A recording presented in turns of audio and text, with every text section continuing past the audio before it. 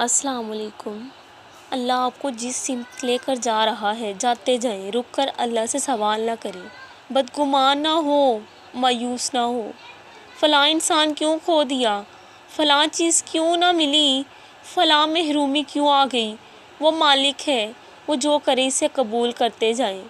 کچھ لوگوں کی اذیتوں میں شدت صرف اس وجہ سے ہوتی ہے کیونکہ انہیں ترک تعلق نہیں آتا، انہیں کسی سے کچھ چھیننا نہیں آتا، انہیں جیتنا نہیں آتا، انہیں منافقت نہیں آتی۔ وہ ایک دفعہ جس کو اپنے قریب کر لیں پھر ان کو اس کے بچھڑنے پر صبر نہیں آتا۔ اور حقیقت بتاؤں، ایسے لوگوں کا استعمال بہت کیا جاتا ہے، انہیں بیوقوف سمجھا جاتا ہے۔ اور پھر یہ بھی حقیقت ہی ہے کہ یہ دنیا سچے جذبوں کی بڑی توہین کرتی ہے۔ آپ کسی تکلیف یا درد کو مسلسل سہ رہے ہیں لیکن صبر کیے ہوئے ہیں اور یقین ہے کہ اللہ تعالیٰ کوئی انتظام کر دے گا، تو دیکھنا اللہ ایسا معجزہ کریں گے کہ آپ کو ہر تڑپ سے، ہر مشکل سے آزاد کر دیا جائے گا۔